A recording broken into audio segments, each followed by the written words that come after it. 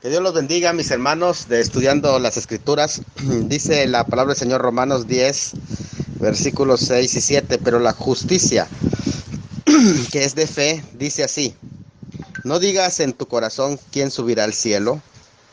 Esto es para traer abajo a Cristo. O quién descenderá al abismo. Esto es para hacer subir a Cristo de entre los muertos. Con estos versículos del apóstol Pablo, vamos a iniciar esta explicación de Romanos 10, 6 al 7.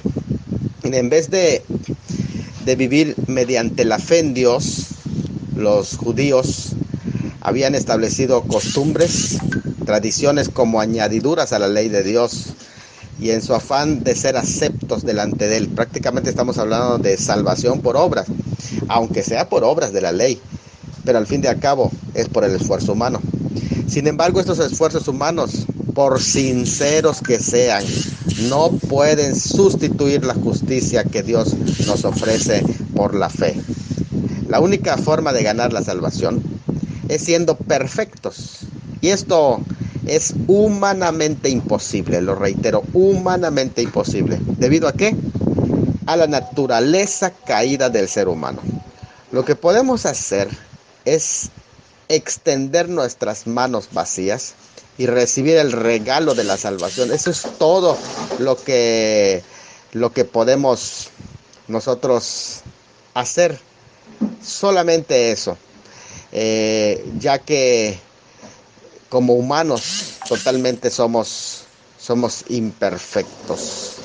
En ese sentido, de esta manera es imposible, vuelvo a reiterar, es imposible alcanzar debido a nuestra naturaleza humana caída. Según Efesios 2, 8 al 10, solo por gracia somos salvos por medio de la fe, que es la mano que se extiende para recibir la salvación.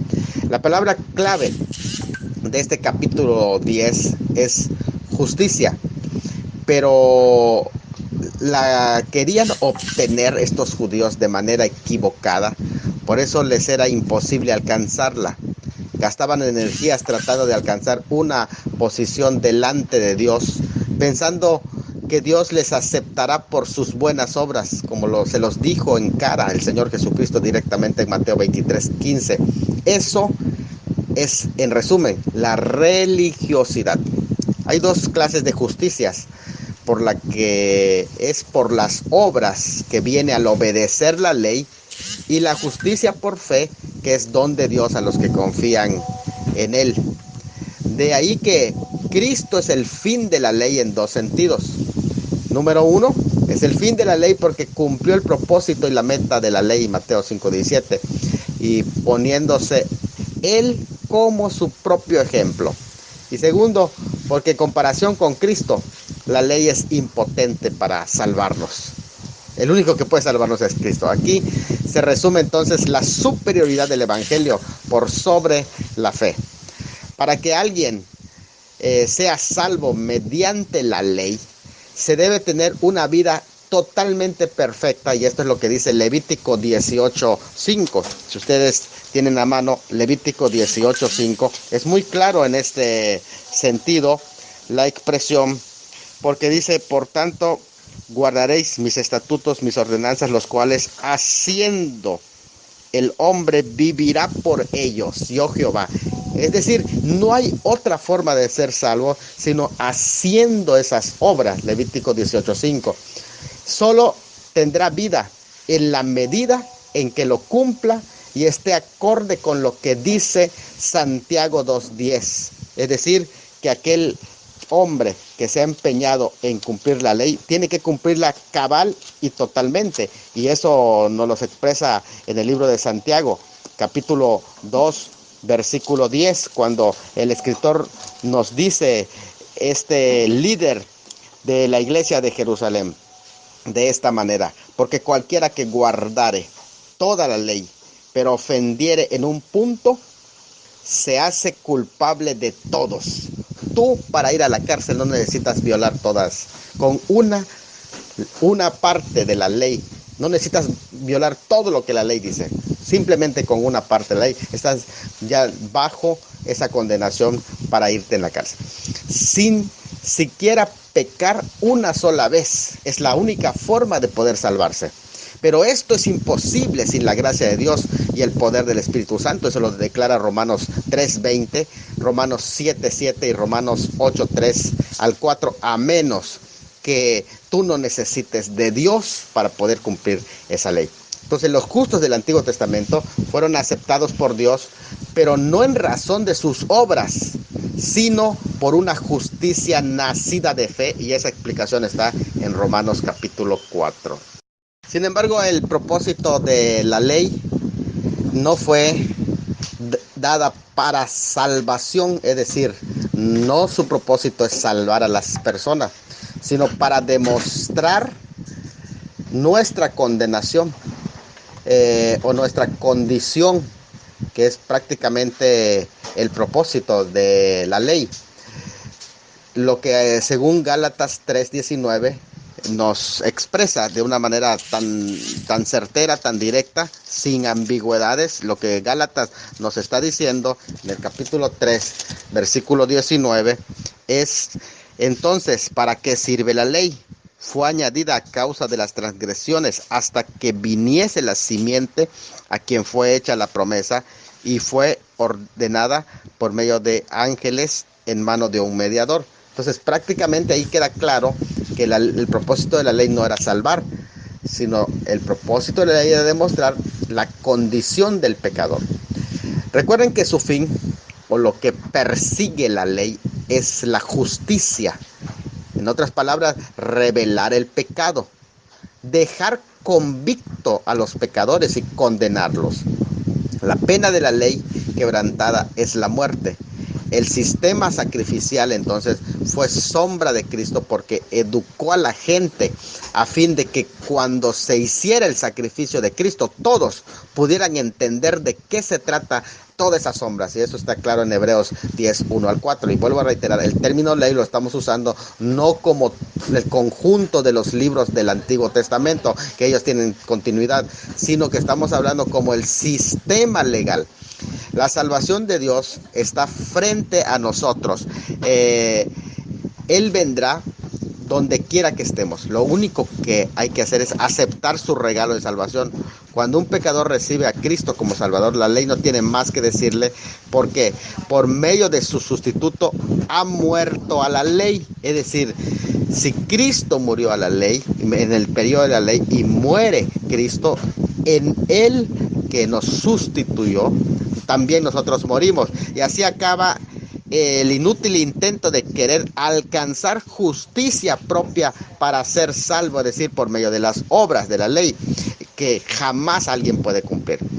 Para sostener esto, Pablo cita dos pasajes en este capítulo 10, dos pasajes del Antiguo Testamento que vamos a analizar. Levítico 18:5, la justicia de la ley, la cual asiente que es verdad, pero que nadie ha podido guardar la ley. Y también presenta Deuteronomio 30:11 al 14, donde se habla de la justicia por la fe, para argumentar que no es necesario intentar hacer nada, ya todo lo hizo Cristo por nosotros. Para salvación estoy hablando. Entonces lo que se dice en la ley es que si alguien pudiera guardar la ley de manera perfecta y perpetua, no sería condenado a muerte. Y eso es real, es verdad. Pero la ley fue dada a un pueblo que era ya pecador, ya estaba condenado a muerte, y no le contaba solo los pecados futuros, sino que incluso los pecados pasados. Para que tú no puedas recibir condenación, incluso no debiste haber violado la ley ni antes ni después. Así que desde cualquier punto de partida no había esperanza para nadie, porque todos pecaron. Ahora Pablo adapta el desafío el desafío que está en el discurso de despedida de Moisés de Deuteronomio 30:11 al 14, y lo aplica ahora a Cristo. El Señor hizo posible nuestra salvación haciéndose hombre, viviendo en la tierra y resucitando, levantándose de entre los muertos. Es decir, Él solamente pudo hacer posible la salvación haciéndose hombre, ya sobre la tierra, viviendo en la tierra y resucitando también, levantándose de entre los muertos. Esas son las dos cosas importantes, su encarnación y su resurrección.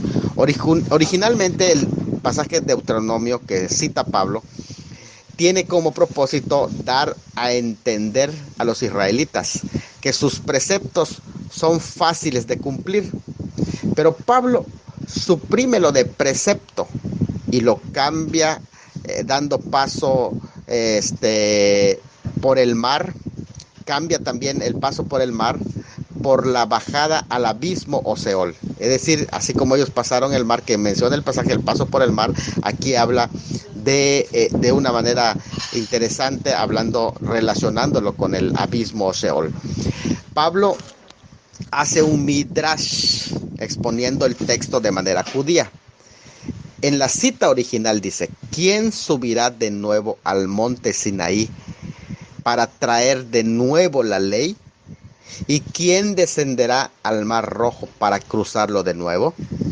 Dios había redimido a su pueblo en el mar rojo según el Antiguo Testamento y la tradición judía. Ahora Dios en Cristo ha consumado sus actos salvadores y el mismo principio se aplica. Es decir, así como nadie podía descender o subir de nuevo al monte Sinaí para traer la ley, otra ley, así como nadie puede descender al mar rojo para cruzarlo de nuevo, asimismo nadie puede volver a hacer nada, absolutamente nada, para obtener la salvación. Además, buenas noticias, no necesita hacerlo. A continuación, los versículos 6 y 7 que estamos exponiendo, Pablo cita dos doctrinas difíciles de aceptar por un judío. Y las dos doctrinas difíciles de aceptar de un judío son la encarnación. Por eso dicen: nadie descendió del cielo. Pero en la encarnación sí descendió el Señor Jesucristo. Y nadie subió del abismo, pero en su resurrección sí subió el Señor Jesucristo. En las dos partes del texto que cita, sin embargo, debe aceptarse, si es que se quiere ser salvo, tanto su encarnación como su resurrección. La encarnación ya no requiere pedir a nadie hacer bajar a Cristo del cielo. Primero, por ser algo imposible. Y segundo, por ser innecesario. Ya ha bajado para que nosotros seamos salvos. Entonces, su encarnación, lo único que tenemos que hacer es creerla, no hacerla, no realizarla. Ni siquiera tenemos que pedirla para que se encarne. Él ya lo hizo.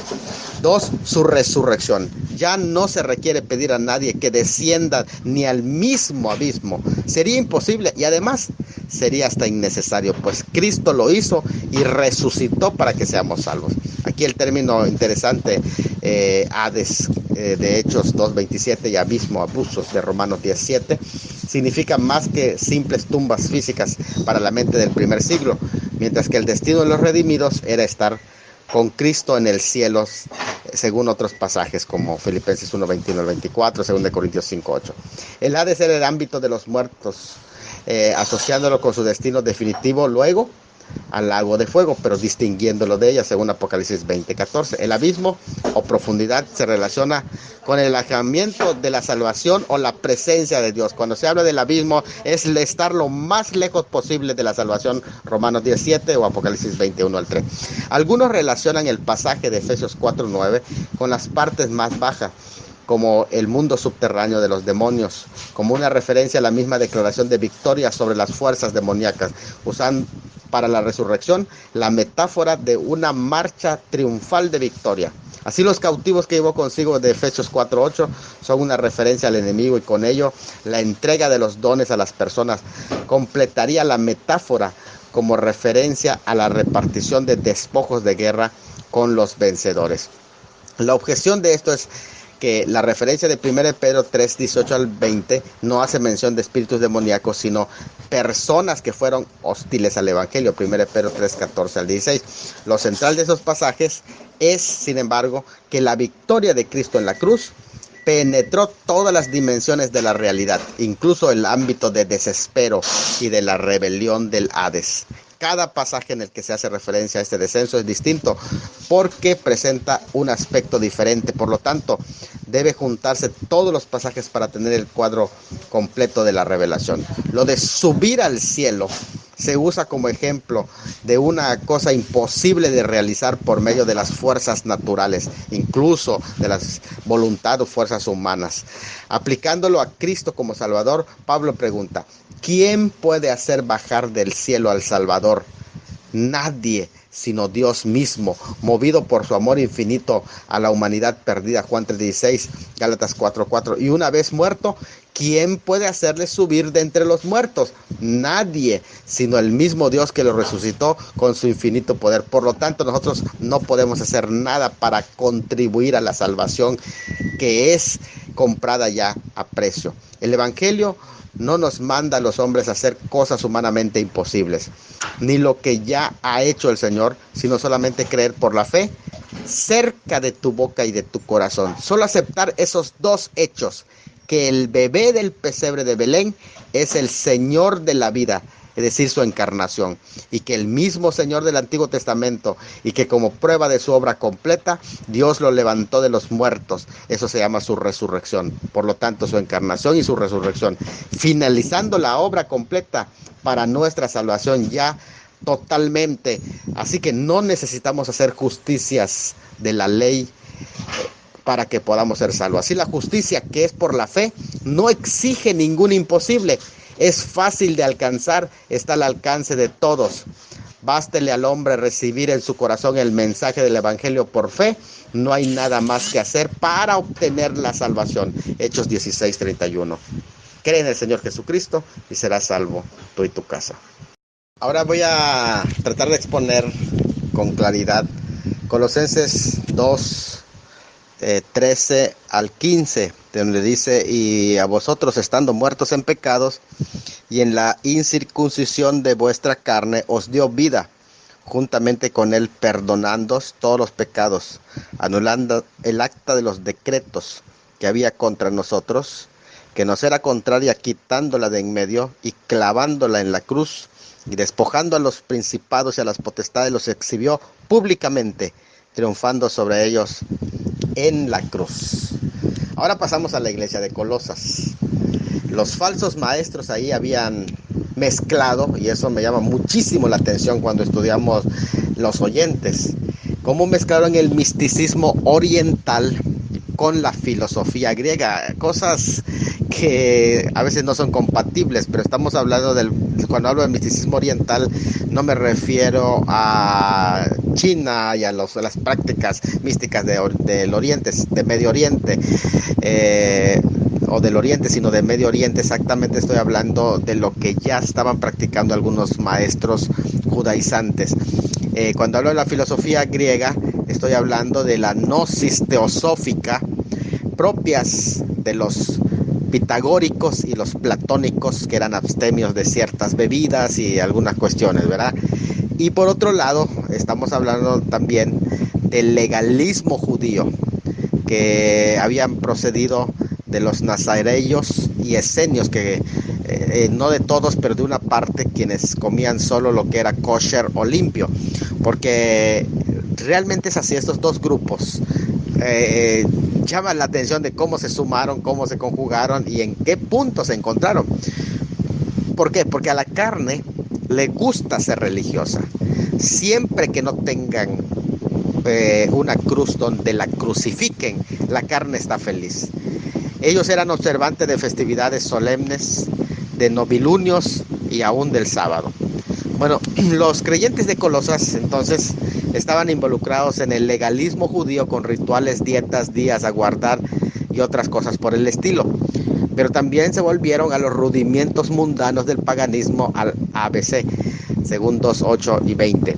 Bueno, tanto del lado del judaísmo como del paganismo surgieron los proponentes de las adiciones a Cristo. ¿Qué quiere decir adiciones a Cristo? Es decir, que no es suficiente creer en Cristo, sino hay que añadirle a la fe algo más, que Jesucristo no es el único, que era uno entre muchas manifestaciones de Dios, y había otros poderes que debían de añadir. Pues son las adiciones, hay que añadirle algo, es Cristo y algo más.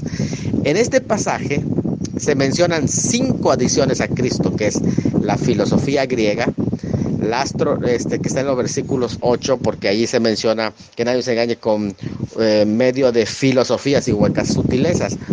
También se menciona dentro de esas añadiduras la astrología. De hecho, se mencionan como rudimientos del mundo, que significan las estrellas y planetas, que son los fundamentos del mundo. Luego, en el 11 aparece la circuncisión como un tercer elemento de añadidura, y las reglas y reglamentos ascéticos del ascetismo como otra añadidura, y el culto a los ángeles intermediarios, que está en el 2.18, que también esos 5 elementos de adiciones a Cristo que se van presentando, que Cristo todavía no es suficiente. Pero me llama la atención esta pregunta: ¿cómo fue que se mezcló el gnosticismo y el judaísmo entre los creyentes de Colosas, si es que estos son 2 sistemas opuestos entre sí, porque uno procede del paganismo y otro del judaísmo? Entonces, completamente, miren, interesante esto que vamos a entender cuando estudiamos el contexto de Colosas. La astrología y la filosofía estaban contenidas en el gnosticismo. En tanto el ascetismo, que son las reglas, normas, y la circuncisión estaban contenidas en el judaísmo. Pero los cristianos gnósticos, de la gnosis, porque todavía recuerden que no se había desarrollado los gnósticos hasta el siglo II, pero estos ya eran de la gnosis de Colosas, creían que se necesitaba para la salvación toda clase de conocimientos especiales, los cuales aportaba acertadamente, según ellos, el judaísmo. Esos conocimientos los aportaba el judaísmo. Entonces, así fue que el gnosticismo se mezcla con el judaísmo. La razón por la que esta mezcla representaba un peligro para el cristianismo puro era que los proponentes de las adiciones, sí, ellos enseñaban que Jesucristo, su doctrina y obra no eran suficientes para la salvación, sino que se requerían los añadidos que proporcionaba el judaísmo. Entonces, tanto el judío como el prosélito es aquel que, siendo un gentil, a través de la circuncisión se adhería al judaísmo. Ellos se sometían a la ley mediante el rito de la circuncisión, y así lo menciona Éxodo 12, 43 al 50, donde se menciona que es importante y requisito obligatorio para pertenecer al judaísmo, y Gálatas 5, 3, como una obra para cumplir la ley. De hecho, no es una obra, sino es la primera de las obras. Otros de Colosas procedían de la gentilidad y nunca habían sido el pueblo terrenal de Dios. Así que los judíos, que ellos sí eran pueblo de Dios por medio de la circuncisión, así se entendía, pero este grupo que procedía completamente de la gentilidad y no eran prosélitos, nunca se habían practicado la circuncisión, el cual la circuncisión es el rito inicial en el judaísmo para guardar todas las fiestas y costumbres judaicas. Es decir, si tú no estás circuncidado, tú no puedes guardar las fiestas judaicas y no puedes guardar ni siquiera el sábado. De hecho, Génesis 17:10 así lo menciona, porque es el pacto que te ingresa al judaísmo. De hecho, en Éxodo 12, 48 al 49, Dios manda que no pueden celebrar ni siquiera la Pascua si no están circuncidados. Hay que buscarlo, Éxodo 12, 48 al 49, para que pertenezcan al pueblo de Dios. Entonces, prácticamente cuando se habla de la ley, la práctica de la ley como sistema, tiene que comenzar con la circuncisión, porque si no está el punto de partida, tú no has iniciado ni siquiera tu carrera en el judaísmo. Bueno, aunque había algunos que decían que la circuncisión era suficiente para una correcta relación con el Eterno, porque ese corte te hacía pertenecer automáticamente al pueblo de Dios, Israel.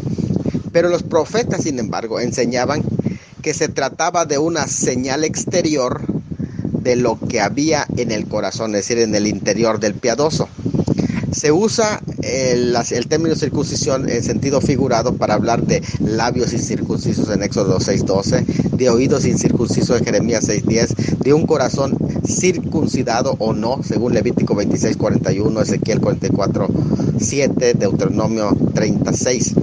La circuncisión era más, según estos profetas, que una pequeña operación del cuerpo. Significaba dedicación a Dios.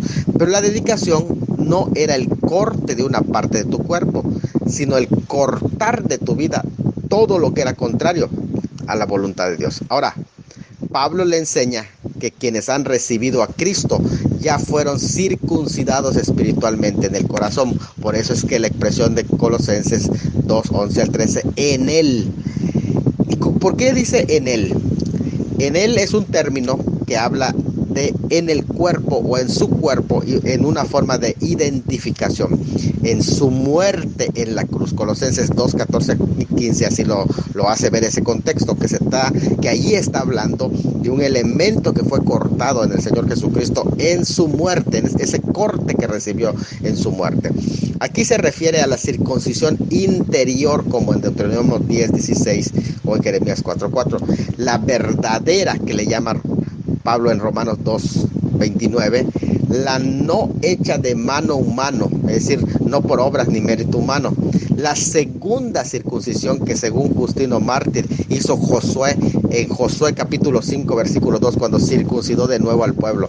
No es necesaria entonces la circuncisión de la carne que la simboliza, porque esta circuncisión que es espiritual, de la que está hablando, la que hace referencia a la de veras, es hecha en el interior. Bueno, cualquier sacerdote puede circuncidar el prepucio de un hombre, pero solo Cristo puede llevar a cabo esa circuncisión espiritual que extirpa lo que impide ser un hijo obediente a Dios. La verdadera circuncisión se da en el bautismo en el cuerpo de Cristo, como lo enseña 1 Corintios 12, 13.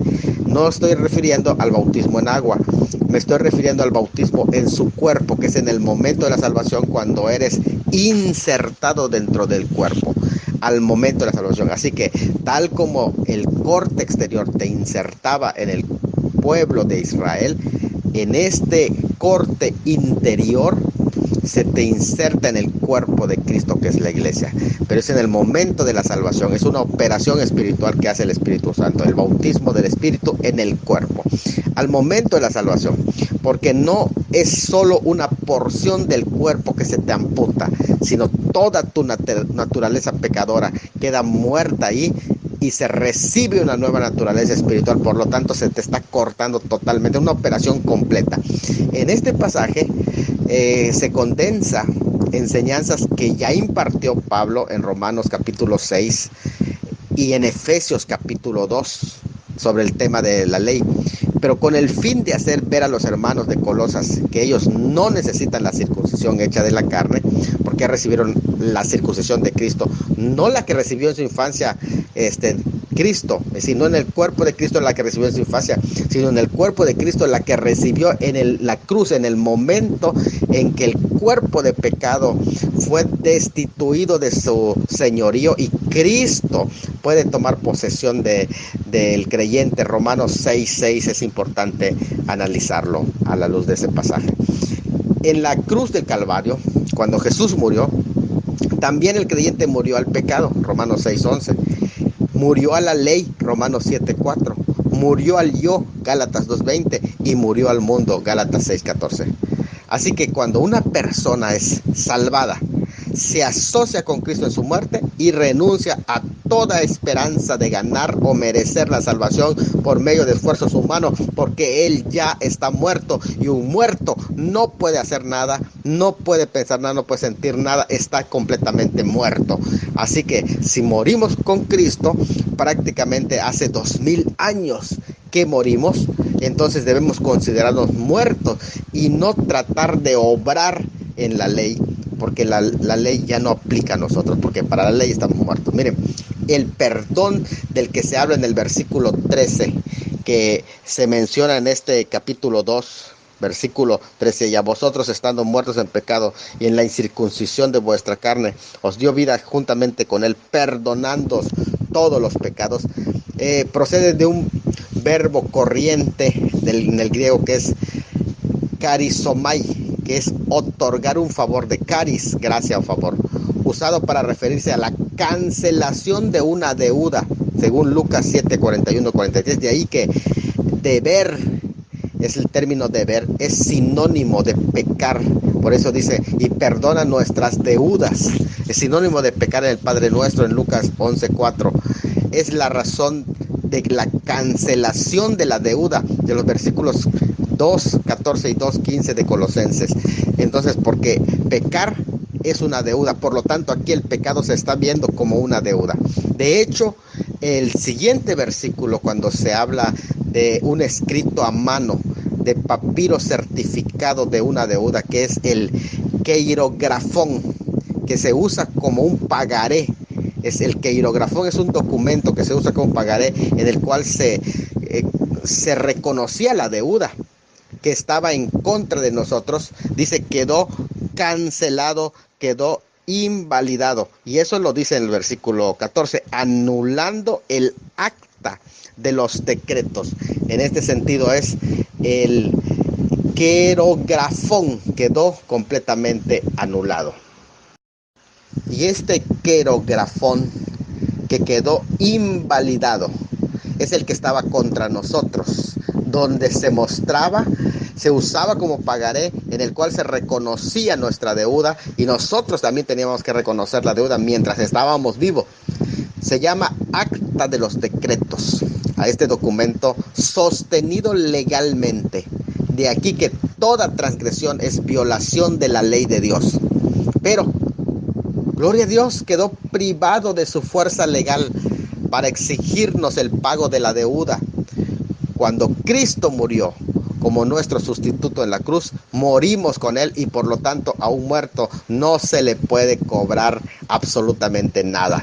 Al quitarlo de en medio de nuestra vista, la lista de cargos que exponía todas las deudas que habíamos reconocido y aceptado, luego igual quedaron suprimidas porque las quitó de nuestra vista, según el versículo 14, anulando el acta de los decretos que había contra nosotros, que nos era contrario, quitándola de en medio, nos las quitó de nuestra vista, y no solo eso, y clavándola en la cruz. Esto llama mucho la atención porque no solamente lo quitó de nuestra vista para que ya no podamos ver los cargos, luego los suprimió, pero además los clavos que lo clavaron a Él en la cruz dieron muerte a la ley, que era nuestro adversario, porque al no poder cumplirla a perfección nos condenaba. ¿Quién era nuestro adversario? También la ley. La ley estaba en nuestra contra, por lo tanto era nuestro adversario, era nuestro enemigo.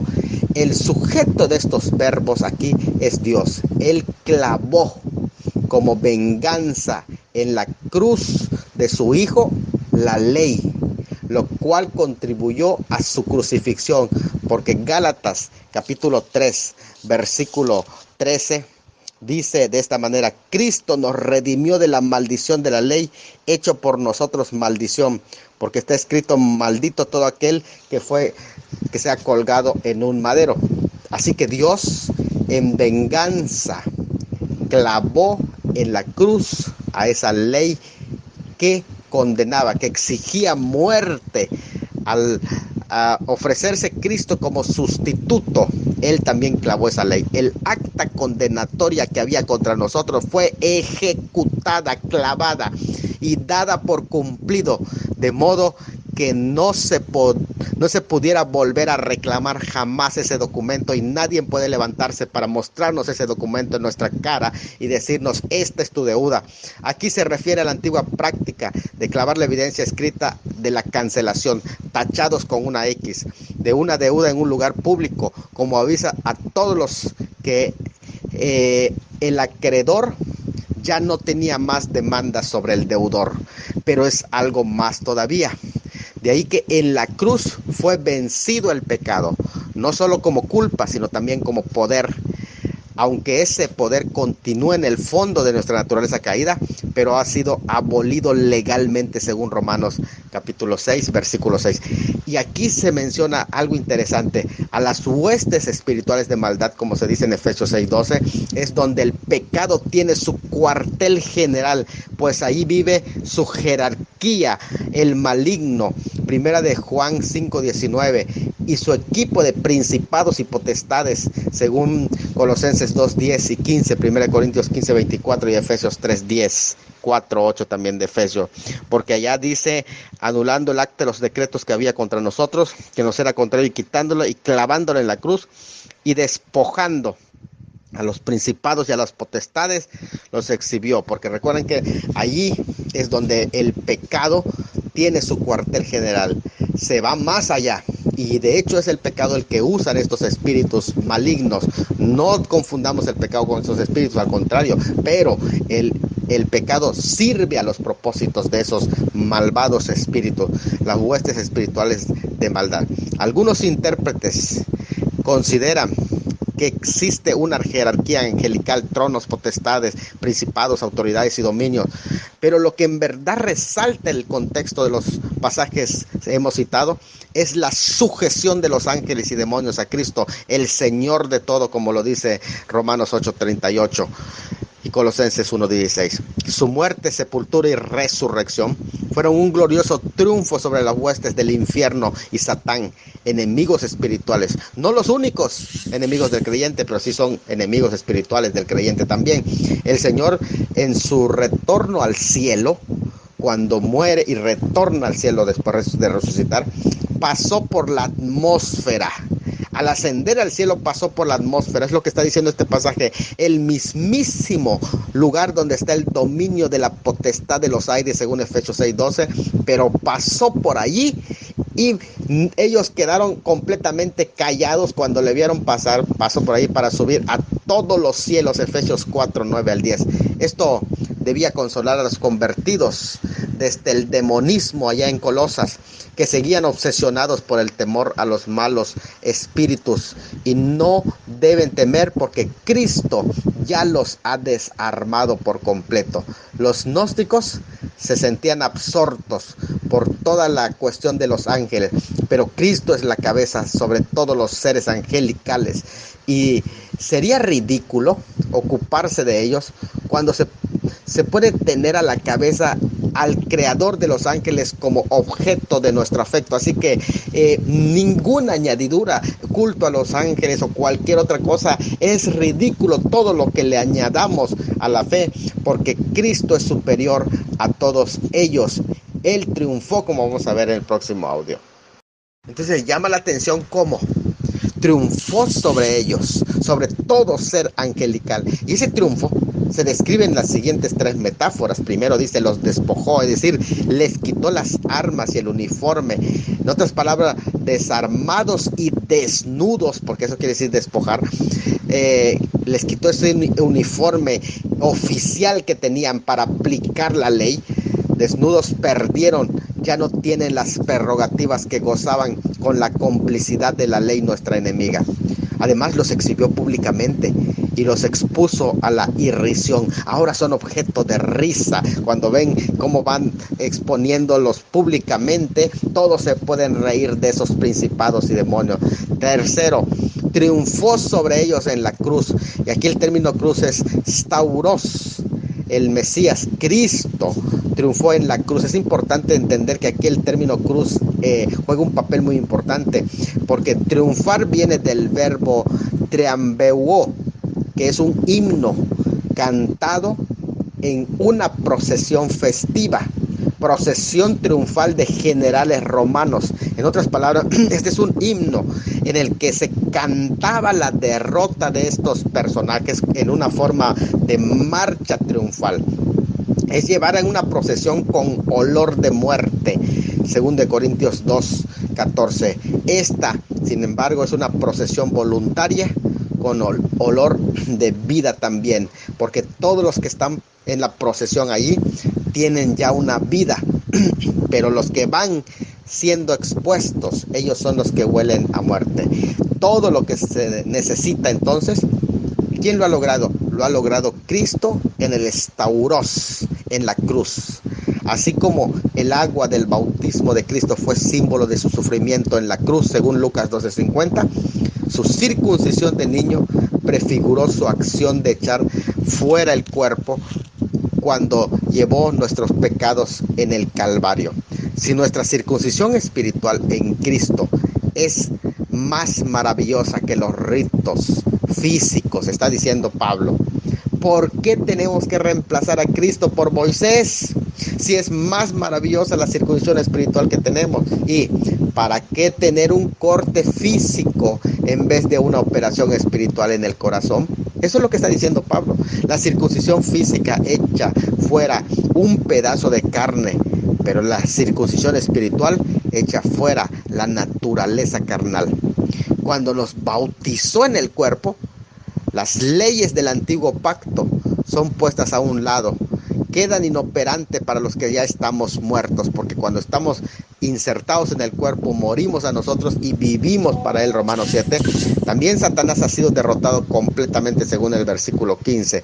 El apóstol presenta a Jesús en este pasaje, como hemos visto, como un gran conquistador, desfilando en un triunfo cósmico, llevando detrás a los poderes del mal que usan el pecado para hacer cautiva a la humanidad y los expone derrotados para siempre. No se necesitan más cosas.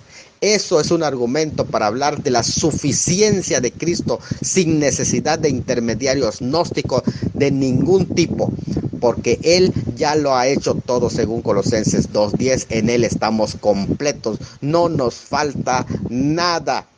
Los príncipes de este mundo que Pablo menciona en 1 Corintios 2:8, incluye a los de Colosenses, según 2:15. Son ellos los que no se percataron de la sabiduría oculta de Dios. Su estrategia militar les falló, que había decretado Dios para que allí en la cruz fuera la gloria de Cristo y su pueblo.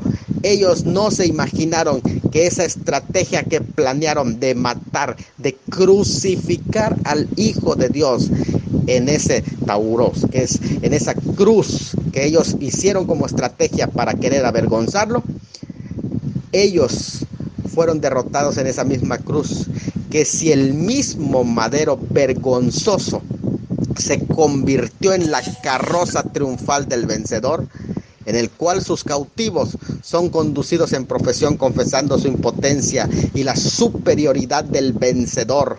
Por lo tanto, ellos ahora cautivos, desnudos, desarmados, y ya no pueden usar la ley para acusar porque ya están desuniformados, desnudos, los despojó. Ellos ahora solo se lamentan pensando: de haber sabido, no lo hubiéramos crucificado, porque esa cruz representó nuestra derrota. 1 Corintios 2:8.